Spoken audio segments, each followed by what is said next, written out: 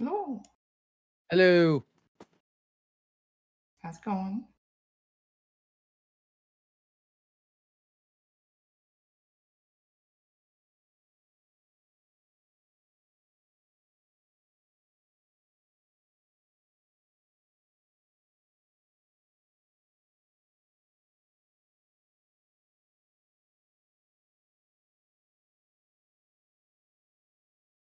Yay. Yay.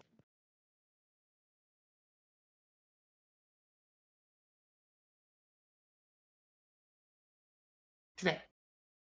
Yes. Yeah.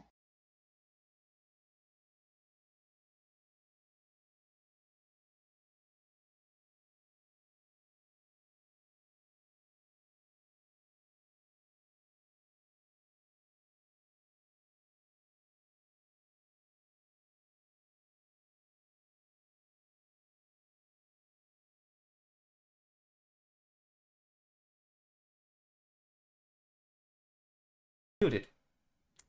Ooh, Uh, sorry, I was muted. Oh no. oh no. Okay, okay, so again, sorry. Hello, I am Dr. Ekelus. I'm the first Brazilian scientist VTuber, and this is the continuation of the VTuber Science Symposium.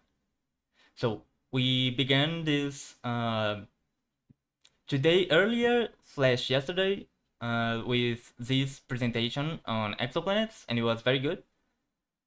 If you wanna check that out, make sure to go to my YouTube. I have a playlist with the VTuber Science Symposium, the 2025 edition. So it will be there as well as this live stream once it ends. But yes, I'm joined here with some colleagues, some VTuber scientists, and I would like them to introduce themselves. So I believe first, Mr. Aegis, if you like to present yourself, please. Certainly. Absolutely. My name is Mr. Aegis. I am a health teacher in the real world.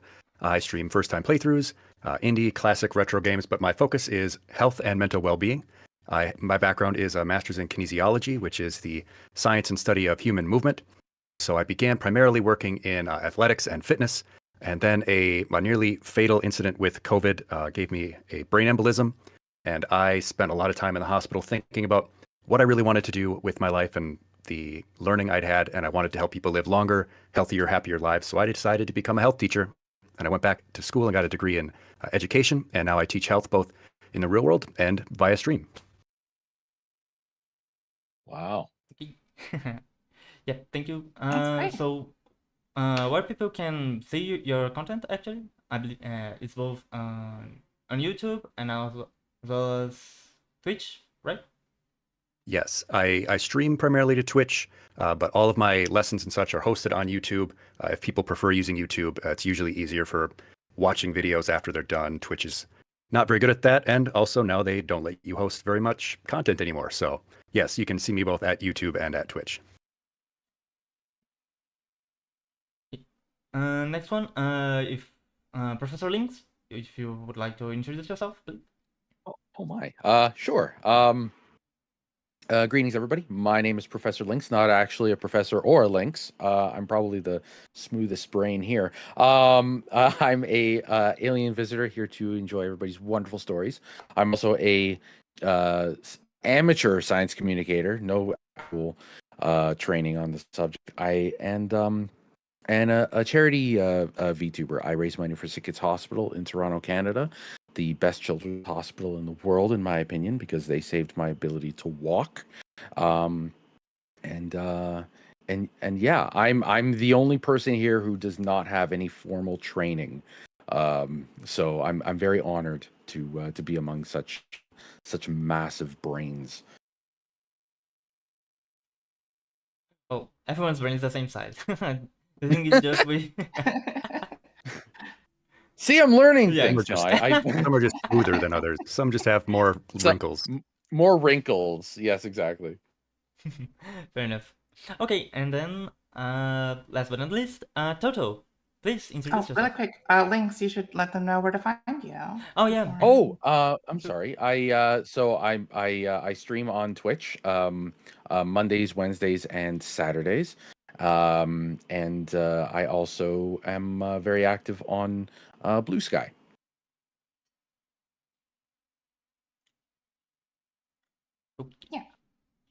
Okay, Alright. and I guess last but not least, it is I. Hello, everyone. It is I, Dr. Toto Hex, the smartest science turtle, and your ocean onatron. I am a high school teacher in real life and a turtle VTuber by night. I teach every single subject. I'm currently working at a private school where I do one-on-one classes, and I teach math, English, science, and history, all of the core subjects. And yeah, you can find me all over the place. You can find me on Twitter, on Blue Sky, and on Twitch at Dr. Toto Hex. You can also find me in a book club that is also on YouTube. And there's also recordings of a Pathfinder campaign that I'm in. That's also on YouTube, so you can find me all over the place. And thank you. Thank you for hosting this, Dr. Ekelus. I think it's a great opportunity for us to do some science communication. Exactly. Well, thank you very much Yeah. for participating, for having the interest in participating in the VTuber Science Symposium.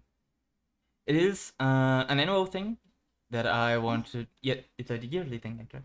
Well, anyway, it's an event I want to do every year, and this is the second consecutive year that I help organize it, and the third year it happens entirely, because the first edition was on Cave's anniversary. But yeah. Oh, just a detail for my viewers that normally are from Brazil. This science symposium is going to be completely on English, because In English. yeah, in English, so we can have a discussion, right? Because Yeah, unfortunately, I don't speak Portuguese yet. yeah, Yeah. yeah, and my Spanish isn't very good, so we're gonna stick to English. How's your Canadian? I don't know. Does Canadian have Good some enough. different words? Well, there's Quebecois, which I mean is sort of like a which is type more of like that. French, but that the French hate. But yeah, we just have our own vernacular. Yeah, I mean, I can speak Chinese, and no one will understand me at all. Oh, I didn't know that. The more you know. The more you know. Anyways. Okay, so we will begin with both Toto and Lynx. They have a joint presentation, which is on STEM for Life, an adult's guide for learning. Yes. Then you guys can leave questions on the chat. I will read them in the end of the presentation. And also, I will have my own set of questions. I just like with this presentation, I made a little document with some questions to ask you guys later after your presentations. Oh, but okay, that's it. Let's go for the presentation. All yours, Toto. Okay. Can they see my presentation on the screen there? They can now. Okay. Can they? I'm looking on YouTube and Twitch. Oh, there it is. Okay, there's just a little bit of streamlining. Yeah. Yay! I am able to move now, and you guys are all frozen. Haha. But yes. Hello again. I'm Dr. Toto Hex, and I'm joined by Professor Lynx, and we're going to talk about STEM for Life, an adult's guide to learning. And Lynx is joining me here because I actually did a series of physics streams where I taught physics to a bunch of VTubers. And that included Professor Lynx. And I think he definitely was the one who learned the most. Yeah, I feel like it was something I've wanted to do for a very long time. And it's kind of difficult when you're later in life to ask for something like that, or to find the time for something like that. So when Toto approached approached me saying, "Hey, do you want to take part in this?" I couldn't have said yes faster, and it was an incredibly rewarding experience because uh, it revealed to me that I was capable of something I didn't think I was capable of. Yeah. So the first thing we wanted to talk about here is why learning STEM is so important. Um, Nowadays, like we hear STEM all the time, but exactly why do we need to learn it, and why is it important to learn it, even if you are like not in a science field or a math field, you know? Mhm. And one of the reasons is that it's really important for you to just improve your logical reasoning. As a high school teacher, I've actually used this to help some kids where when they get stressed out and they're thinking emotionally, they don't stop and think about the logical reasoning behind the problem. Like a kid who was like, "Oh, I'm going to fail my driver's test. I can't do it. The world's going to end." And I'm like, "Okay, slow down. Let's think through this logically. Let's think about actual solutions and problem solving skills that you can actually help yourselves." And we use like the same techniques we learn in math, where it's like, "Hey, what are the things you already know? What are the things you're trying to find out? How do you plug those in and solve it?" And we use those to actually solve our problem. And even though it wasn't a math It came back. Yeah, I think. believe I have a little. It came back. Yeah, I think. believe I have a little bit of an Okay. issue. It seems to be solved. Yeah. Let's-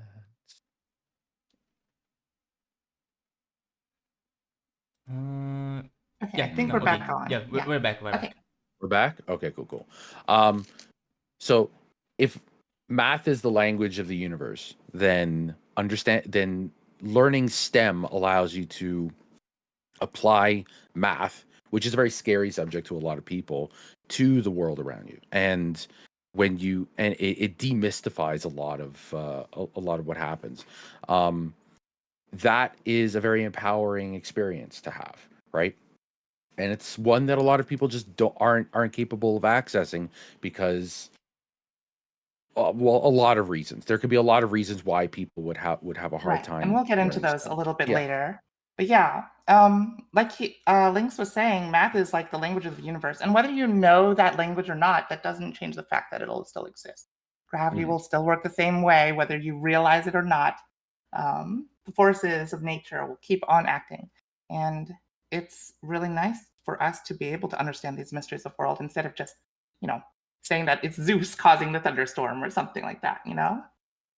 Right. Another big reason is to resist misinformation. There's a lot of misinformation out there. I'm sure people have seen on like TikTok or on YouTube of people coming up with like random conspiracy theories or random like things that they say as fact and then they have no proof. Yep. Yep. And it's really important to actually like do your learning. Go Yeah. ahead, Lynn. My I have family members who will come to me with Instagram stuff, and they'll say, "Well, Mhm. this person is saying that these things are connected because they either sound the same or use the same numbers or just." And human brains, they love patterns, right? So they cling to that. But those people are making money off of that misinformation, Yeah. helping people understand how the world works in a very basic, easy to access way, prevents them from Yeah, having falling for those real traps, you know. yeah, real harm inflicted upon them, Yeah. you know? Yeah, there's real people who will get hurt because of something they heard online and they didn't know anything. Dr. Mhm. Ekelus, I think when you alt tab, it might cause Oh, the yeah, presentation to sorry. go away. And that also leads us into the Dunning-Kruger effect, which is basically this idea that like stupid people think that they're smart because they don't know that there's a bunch of things that they don't know, you know? Yeah.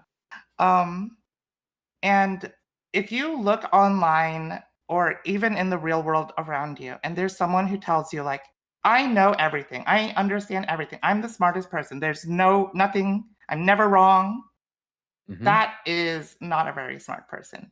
Truly smart people will be able to admit, like, hey, there's something that I don't know. because they're smart enough to realize that there's a lot of things out there. There's so much knowledge out there, and there's no possible way for one person to understand everything. Right.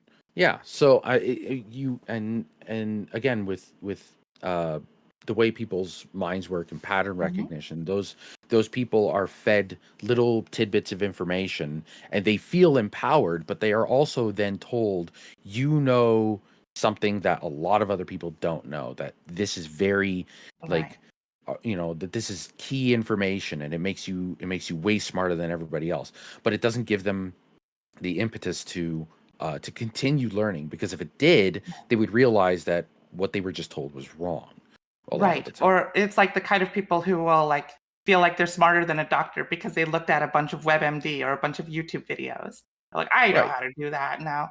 It's like, no, there really is a lot of more knowledge out there. And you should really humble yourself and keep on learning. You should humble Hmm. yourself and say, hey, there's a lot of things I don't know. So like I said, it's only the stupid people who say, like, I know everything. Smart people Yep. will say, hey, there's a lot of things I don't know. And the truly smart people will be saying, there's a lot of stuff I don't know, and I want to find out. I don't know the answer. Let's go find out. Yeah. And the wonderful thing is you don't have to be you don't have to be stupid. You don't have to stop at that point where you think you know everything. If we can get people past that point, then everybody's going to benefit greatly. It's an enormous challenge, as we'll get to. All right. And speaking of challenges, there are a lot of challenges that people face when learning STEM. And it's important to like not let those scare you. And there's a lot of problems just in the school system. I am living in America right now, in the US, and there's so many problems with the school system and how they teach math and science, where they really just force everyone to learn at the same pace when people learn differently. People learn in different ways. Some people need more illustration, some people need more physical objects to work with, and some people just take longer. They just take a longer time to learn. But currently, the school systems are like they're basically saying, if you don't get it right away, you're stupid. Or if you don't like get the right answer, you get a 0, you fail, go home. And that's not how learning STEM really should. This causes a lot of people to really have a lot of trauma, like literal trauma responses. When they see numbers, when they see a math problem, they'll freeze up and they will have this fight or flight response where they just want to quit. They say, look at this math and they say, nope, I can't do it. I need to get out of here. I am one of those people. When we first started, Toto would present me with a very simple problem. I know it's simple because Toto is a wonderful teacher, and it's easily explained, and I would feel the gears just grind to a halt, and then immediately internalize that and say, I am deficient. I'm the problem. And that I'm never going to get this. And that's not true. It's not true. It's a challenge. It's a challenge because learning disabilities often go undiagnosed. Anxiety and depression often go undiagnosed. And we have and as you were saying, we have a school system that is just about rote regurgitation of things, and if you're not keeping up with the class, you are very much left behind.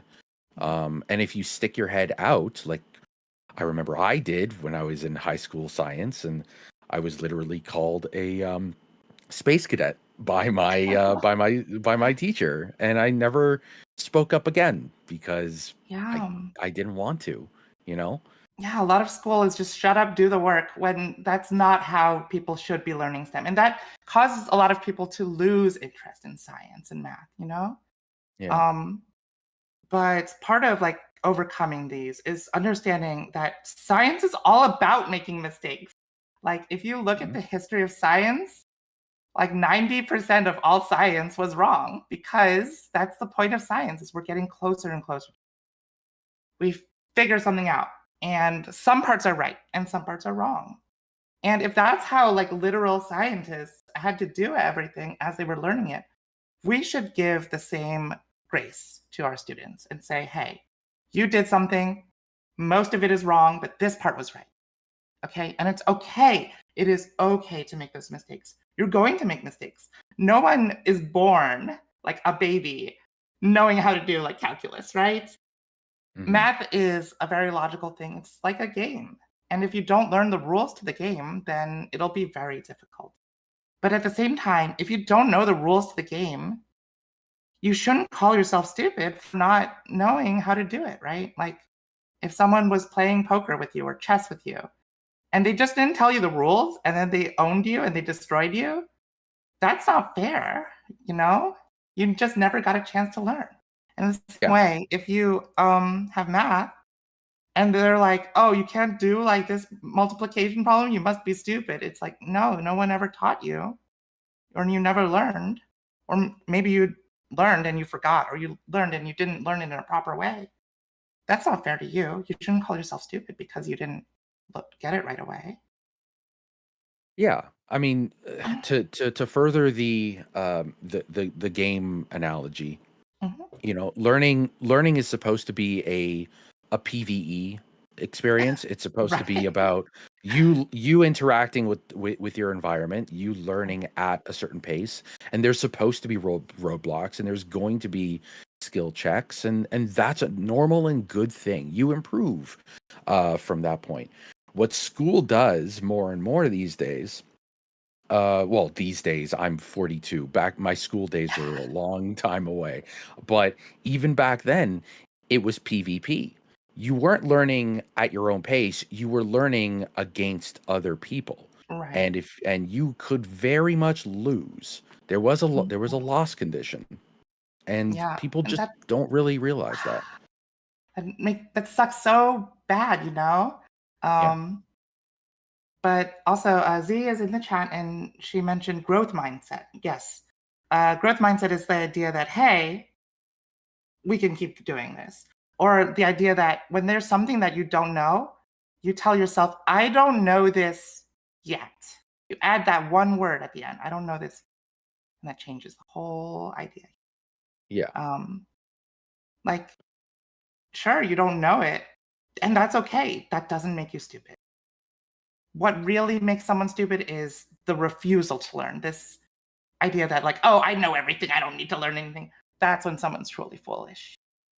But if you don't know something, that's okay. And when you're learning STEM, there will be a lot of things that you don't know, because STEM is literally like the entire universe, like how the world works, how all the forces of nature and the forces of the universe work around each other. And there's going to be things that you don't know. And that's okay. And you will make mistakes. And that's okay. Give yourself some forgiveness. And just tell yourself, like, hey, I can't do this yet. But by the end of this worksheet, or by the end of this test, or by the end of this class, I will know how to do this. And that should be your goal. All right. Speaking of learning, it's never too late to start. As Lynx mentioned earlier, he is an old. I didn't want to say that. I don't want to say boomer. I turned. No, I'm not a boomer. Technically, I'm actually Right. very early millennial. I'm 42. I turned 42 a couple weeks back. Yeah. And yeah, Lynx, do you want to, I guess, share a little bit of your experience learning physics from me? Well, I mean, I've already kind of said a bit about how I came into the learning experience. It's with you. I've always had this passion for science, but it was more of the concepts. I came at it from a place where somebody who loves science fiction would come at it from, right? I want to understand the world around me. I would pick up on you know, on this or that, the other thing, but whenever the math would come up on screen, it would be very difficult. So I would gravitate towards things like Kyle Hill, PBS Space Time, you know, old Carl Sagan, stuff like that. and that's all well and good, but I always had this sensation that this was not something I could do on my own. Um, uh, there's that old movie Contact when where, like, just people working at SETI, and when I was a kid, I used to think, is that a thing I could do? Is that I could just listen to the stars? That sounds amazing. Science is Yeah. so cool, and I would always hold scientists in the highest regard. And like, they were like gods among men, and I was always in awe, but I always felt like I couldn't get to that point because I'd missed my chance. And then Toto came up to me and said, well, maybe you're not gonna, maybe that's not what's going to happen, but you can do the 101, you can do the very, very basic stuff. And it just, I felt like I had to at least give myself that opportunity to, even if I was going to fail it, I had to at least give it a shot, because I wasn't gonna you know fail you. no, There's no I way you mean, would fail. yes, but it's also like, it's also, I needed to prove to myself that I could do it. And Yeah. And you took and that chance. It was like yeah, a really big risk for you too, because to go up to your friend and be like, "Hey, I don't know this. Can you teach me?" That's yeah, such a like humbling thing to do. And I'm really glad you took that step to do it. And you got to learn, and you learned that you can learn. And I think that is something that we want to impart to everyone, is that regardless of your age, regardless of your background, you can do it. You really can. Um, and there's a lot of ways to do that. Like Lynx and I, it wasn't just us two, we had a whole class, and we had like mhm. buddies to learn from, and you guys could learn together. Um, That was, I think, and the also, smartest thing that we did. It mm, wasn't just me, it was other people. So we kind of like a small class of people who were just trying to learn something, yeah. And it was formed never like a this. competition. It was just, Yeah, we're here to learn together. yeah, exactly. Yeah, And I there were think, no like, there if were you no can grades or find anything. people in your life where you're like, hey, let's do this. Let's actually learn how to do some math to learn how to do our taxes together. And let's learn this together. And that would be great. Mhm. And also, like Lynx mentioned, there's a lot of great resources out there. Old Carl Sagan documentaries. Yeah, There's there's literal physics simulations on PhET that you can yeah. find, PHET. You can search them up and play There, around with them and like learn some physics that way too.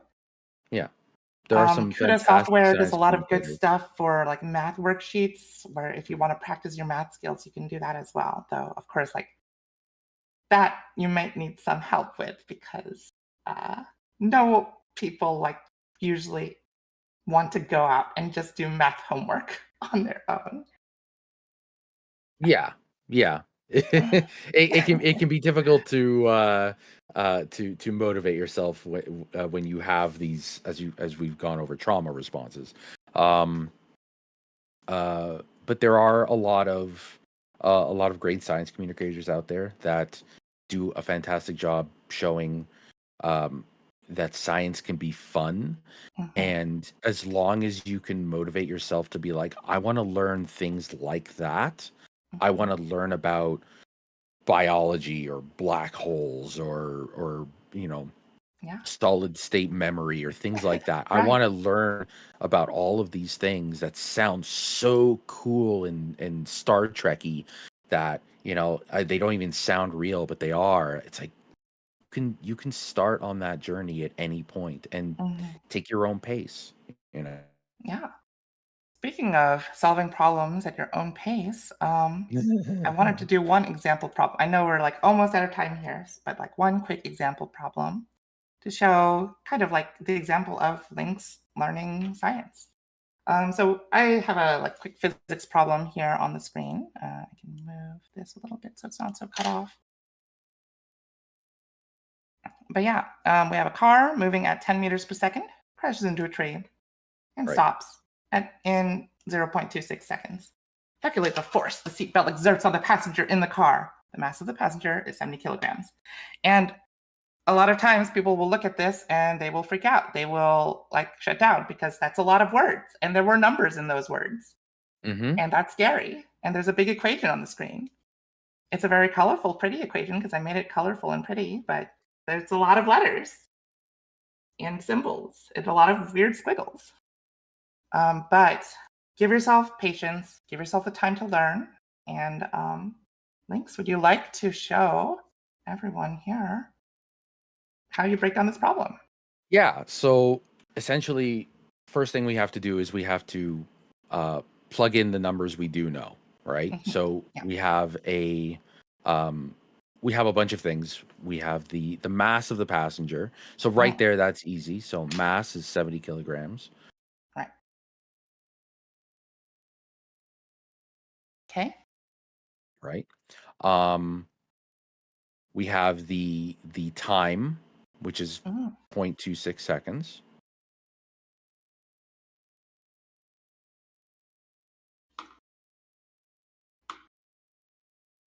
And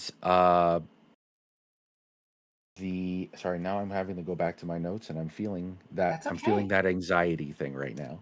Hey, this is a great example, right?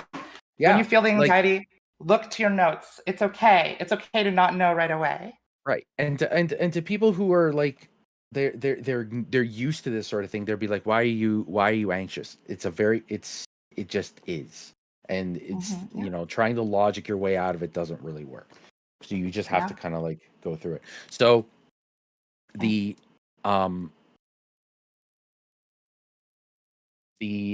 change in velocity is where you really have to think about like what's happening, because you have a car that's moving you have an object. It doesn't really matter. We don't really care about the car. We care about the passenger. But the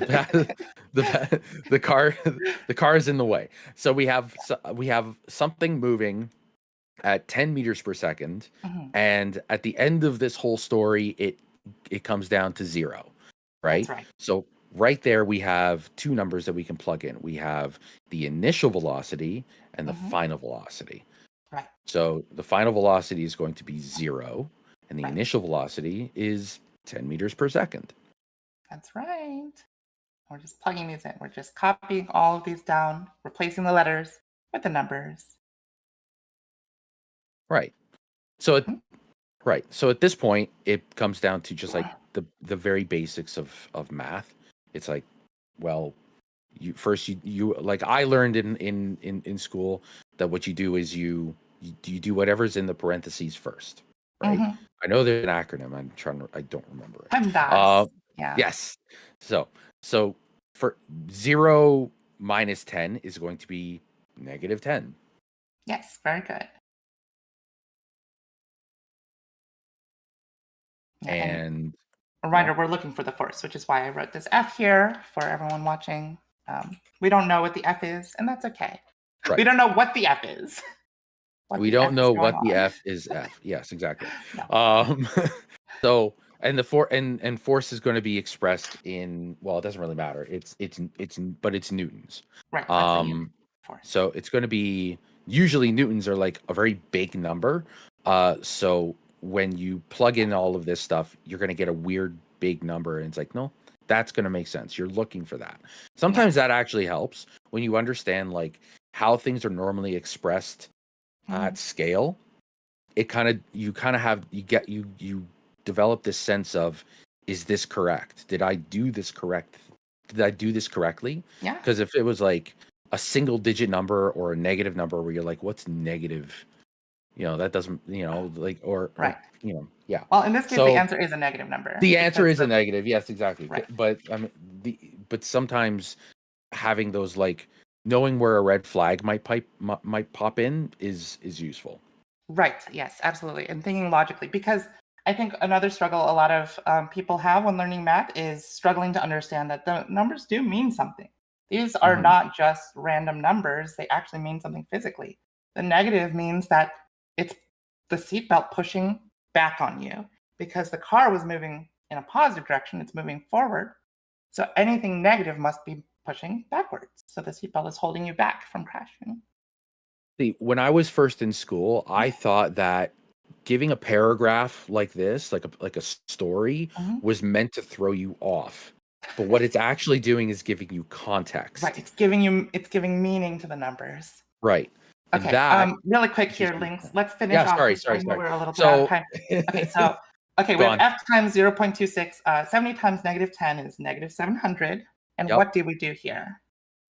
70 times negative. Sorry. Whoop. 70 Hang times on. -10 is -700. And then Negative we just 700. want to solve for f here. We want to get that f alone. So, okay, it's not the way I did it. Double check your work. Okay, so what I did was 70 times times -10 divided by 0.26. Right. We're going to divide both sides by 0.26. We're going to get the f alone. Yes. That's right. Okay. Yes. No, I remember that. Okay. Yes. And then now we just need to plug that into a calculator. We don't even scientists will not do this by hand. That's pointless. We teach you to do it by hand at first so you understand how it works. But after that, the problems become, hey, what do I plug into the calculator in the first place? Not, can I use a calculator or not? I hate that. I hate that teachers say oh, you'll never have a calculator. No. You will always have a calculator. Speaking of always having a calculator, what is the answer? It is 2,600 and I rounded up 2,693 joules. Negative 2,000. Yes. And not joules, newtons. Sorry, newtons. Why did I say joules? Yes. Oh my goodness, newtons. Yes. It's okay. It's okay. Mistakes are okay. You were thinking of energy. I was. Yes, I was. Because we have so much energy, and also you saw this J here, but this J is not joules. It's impulse. That's a different J. Yes. That's a different J. But yeah, as you can see, the point of me doing this problem with links is not to be oh, you can't do this. This is so easy. It's to show links went into the physics class not knowing how to do algebra like he did at the end here.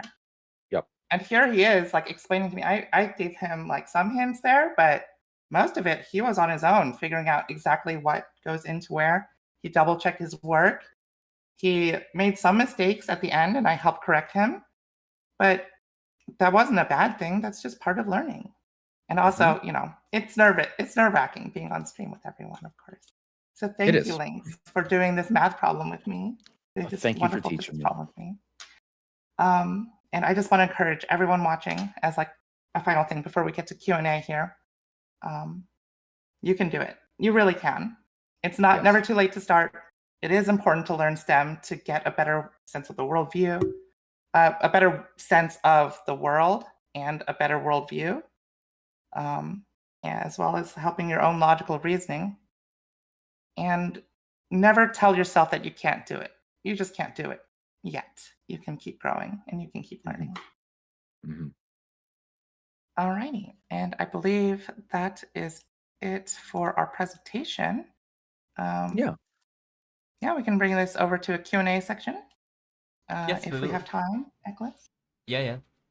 You don't need to be so... you don't have to be so exact on time. We have time to do... Oh, hello, Ursula. Okay, I'm gonna go to the to other screen so we can discuss things. Okay. So yeah, I don't really see no questions on the chats, but I have a few. Of course. So actually, before we begin with the questions, I wanted to say a few things actually about the presentation. And thank you very much for the presentation. It was very good. I believe it was clarifying. I don't know if that's the term I'm looking for, but elucidating, clarifying. Elucidating. Thank you. It was very elucidating. So yeah, there is some things like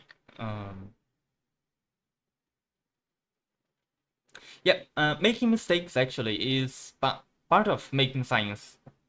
Yeah. Many of things that we have discovered in science comes from mistakes. I mean, not all of it, but some of it. Yeah. Yeah, there's productive mistakes. I Yes, feel like there's a exactly. lot of times where people feel like, oh, if I do a mistake, I'm a failure. I suck. Oh, but it's like, no, hey, I made a mistake. What can I learn from that mistake? Right. Exactly. It's Um, learning from your mistakes, right. not dematurizing over it.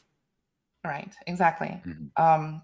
It is like, and once again, this comes to a lot of problems with our schooling system, where we don't reward kids for making mistakes, which is wrong. I feel like we should reward kids for trying.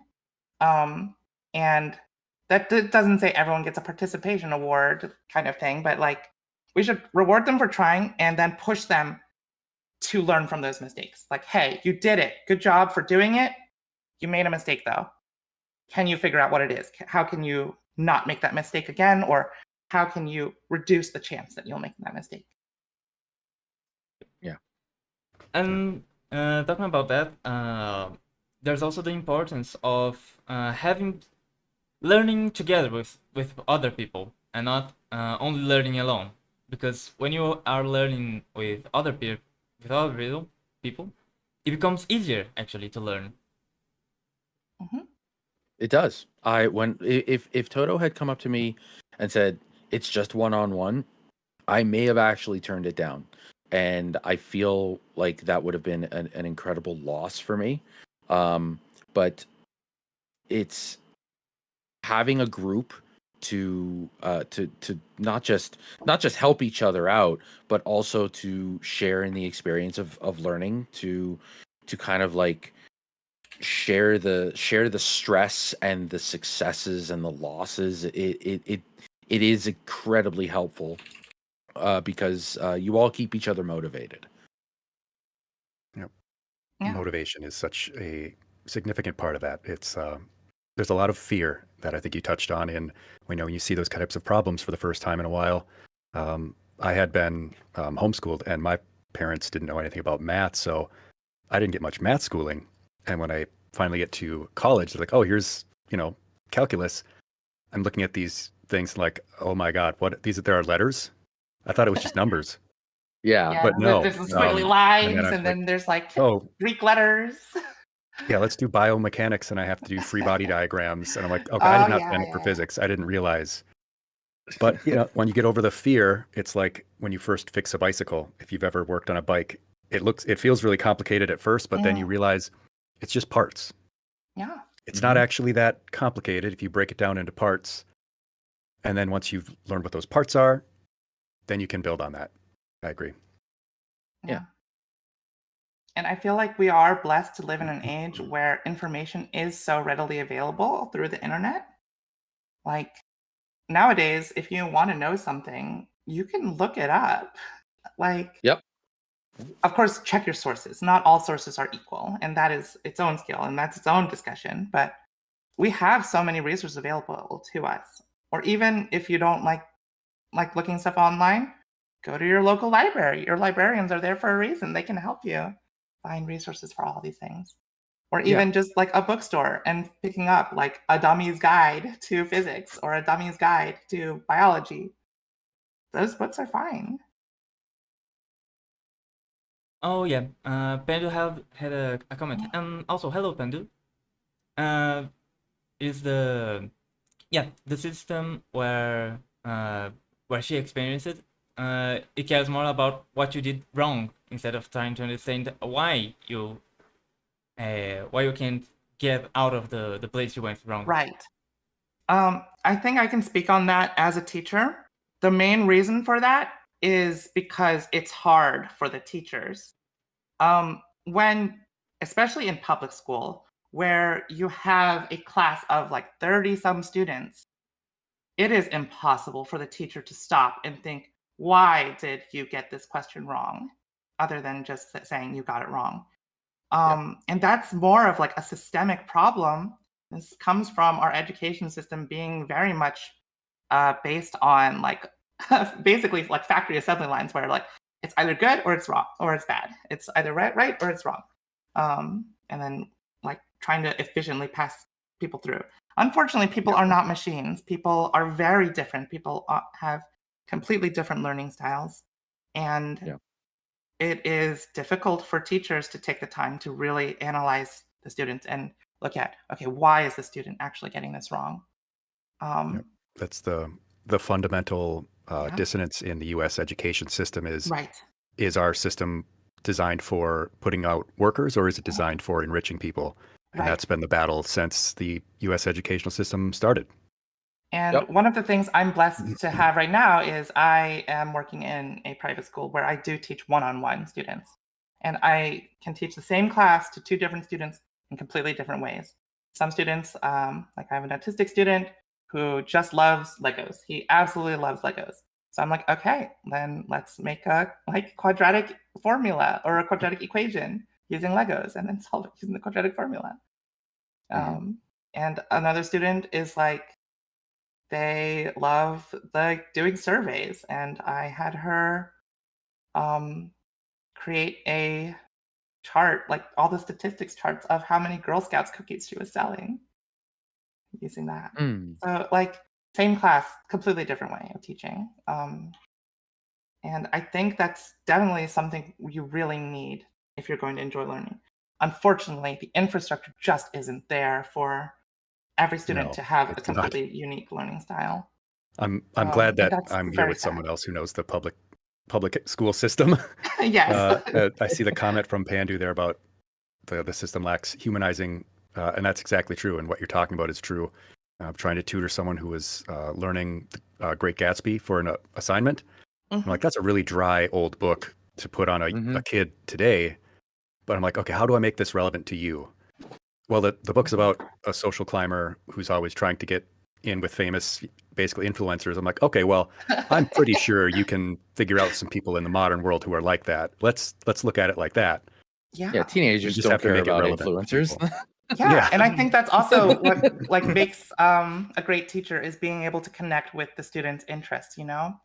But Yeah. again, it's so hard when you have 30 students to connect with everyone's interests. And unfortunately, the reality of public school is that they will cater to the majority.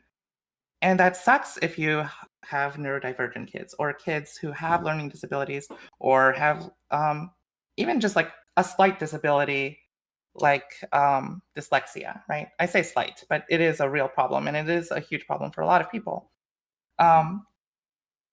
But our systems nowadays cater to the quote unquote like normal people. But really, it is normal for everyone to be unique. And we should have a system that can embrace everyone's uniqueness. Yep. You should not need an IEP to get specialized, personalized education. Oh gosh, now you're talking about IEPs. Yeah, I don't think they have this in Canada, or maybe it's called something different in Canada. It might be itself, but called it's like something specific different. paperwork for like people or students, just if they have any sort of like different learning abilities. There's a lot of paperwork that goes into there, and not all the teachers follow that, which is frustrating. But also, it's like you can't really expect the teachers to be like gods and teach everything. Not with the salary we get. No. But yeah, like educators are not compensated anywhere near enough. My for most what they difficult need to year, do. I was teaching because I taught during the pandemic. I was teaching a classroom of 12 students that were still forced to go to school despite there being a pandemic, because yay. My. And then I was also teaching all the other kids who were safe at home, but they were online. So I was like teaching online students and in-person students at the same time, and also translating for the Spanish-speaking students because I had to teach the lesson basically twice, once in English and once in Spanish. And I don't speak Spanish, so I had to Google Translate everything. But fun fact, that's what got me into streaming because I was like, hey, I'm basically live streaming my lessons now.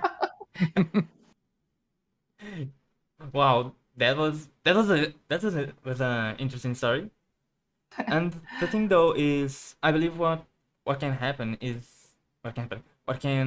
benefit you is also because the aspect of the communication, because teachers have to be good communicators, or at least I believe they have to be good communicators to communicate with the class as well.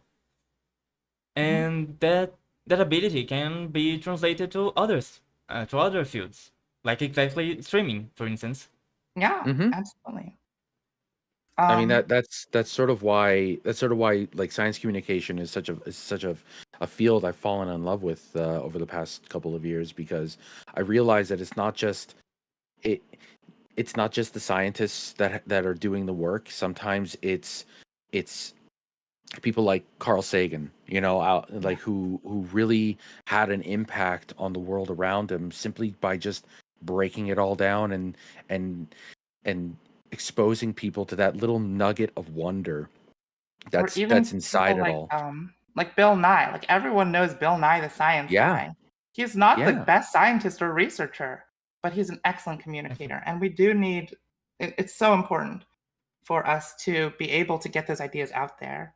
Um, I yeah. was mentioning this yesterday on Z Stream as well. Like this kind of stuff and this symposium is excellent because it's a chance for people to be able to hear of all of these things that they might not have otherwise. So all You that can, knowledge is out there, and it's a waste if people can't get to it. yeah.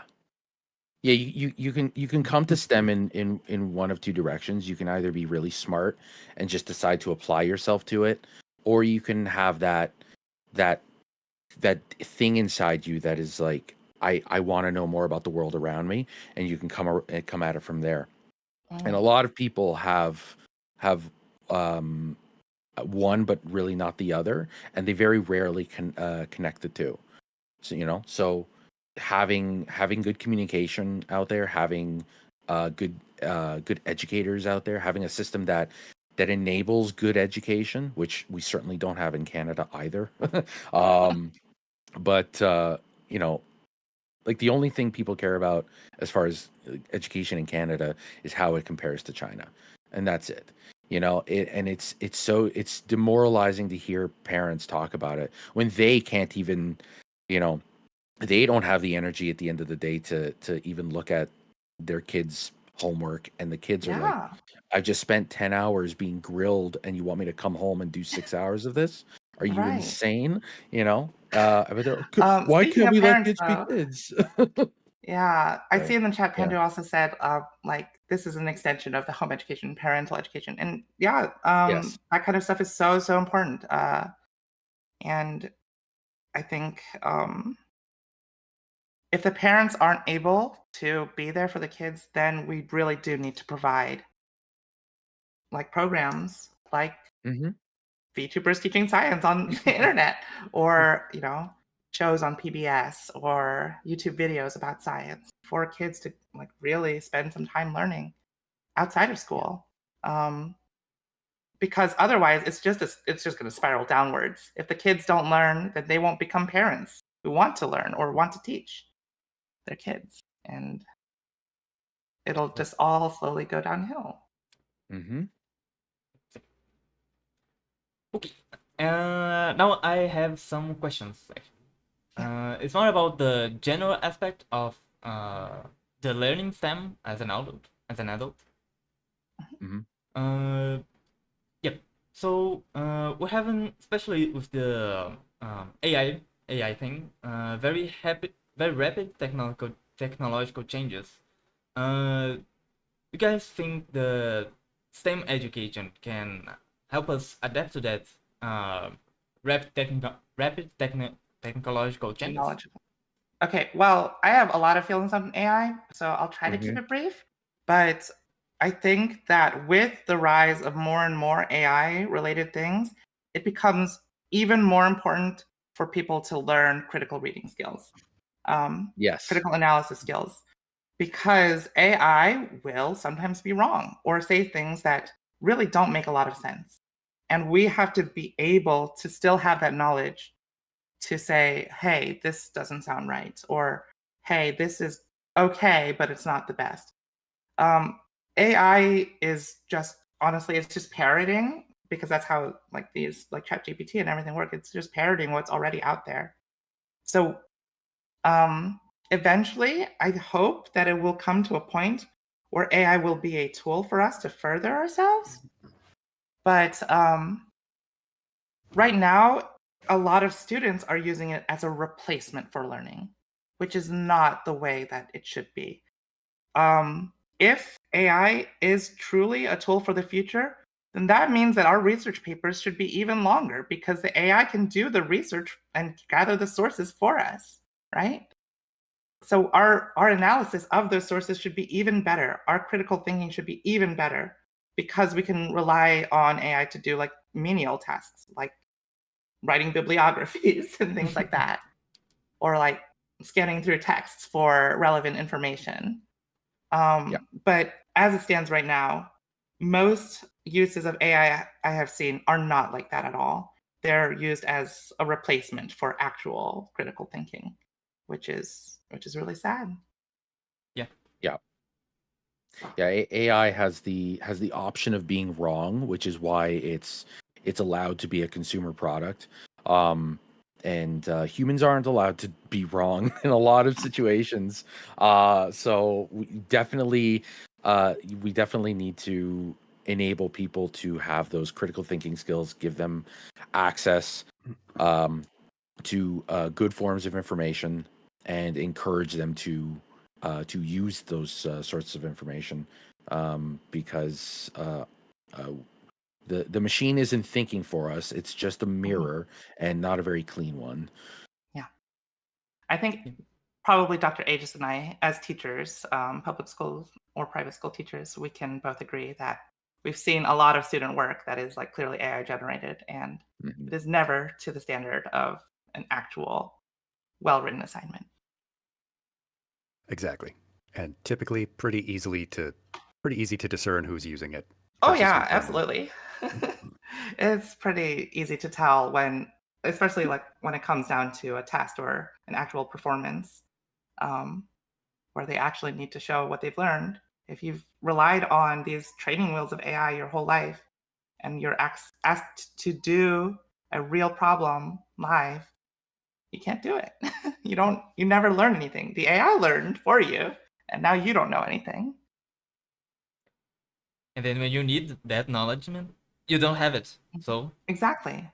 And another thing AI cannot do is form new connections, right? It'll only take what was already there and copy and paste it. yeah. Right. And that's But the forming whole these like point. new connections for like how music could relate to science, could relate to English, could relate to art, and it won't be able to do any of that. Yeah, that's the point that AI in this field can't do it. Can't do it because it can't do the critical thinking and the connections with other different fields. Yeah. Yeah. Yeah. And that, I it's think, kind of. sorry. Oh, go on. Go ahead. I was going to say, like, that sort of loops back to what we were saying about education. We're training our people to almost compete with AI with AI now in the workplace, to justify their existence and their paychecks against what AI may be able to do, when we should be looking at what AI can't do, what human minds are uniquely designed to do, and be leaning into that. But we have, as you both know, a school system that is just going in the opposite direction. Right.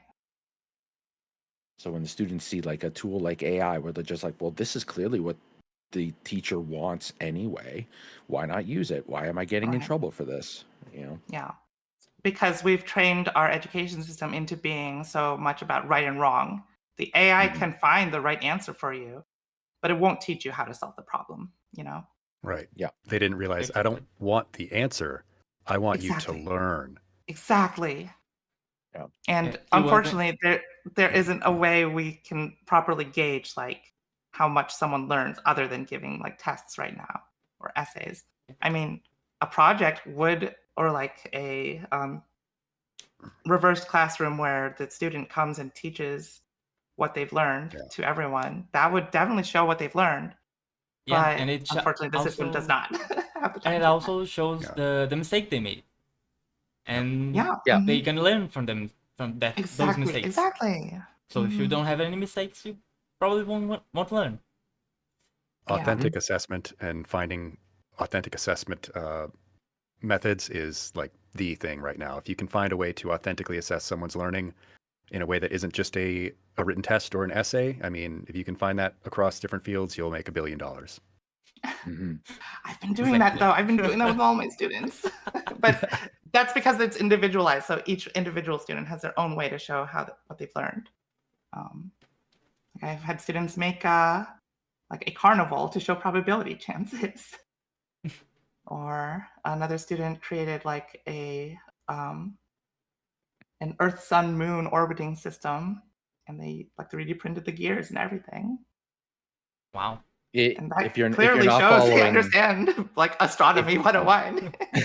if you're not following Toto's socials, every so often, there's this, you know, they'll share this story of what their project or students are something, doing, yeah.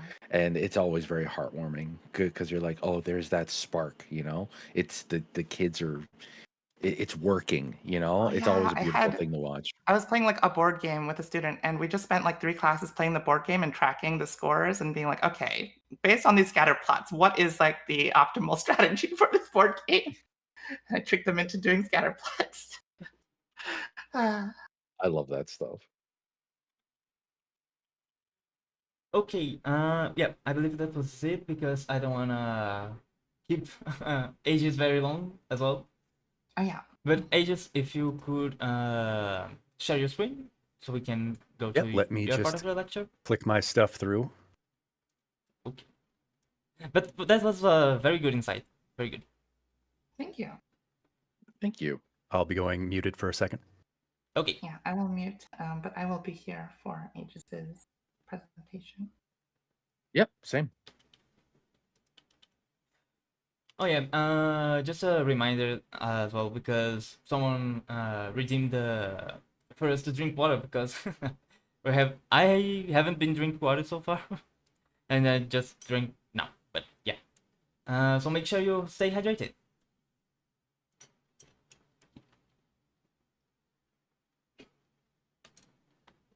So okay,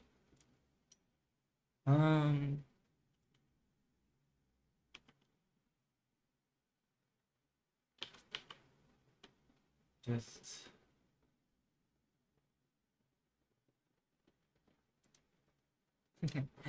water time, exactly.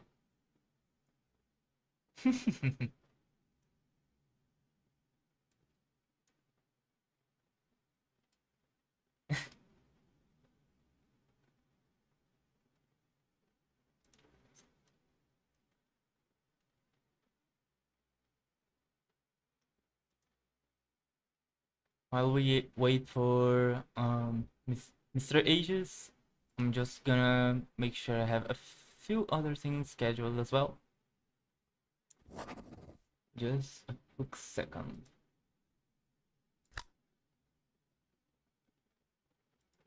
Indeed. Thank you very much, Pandu.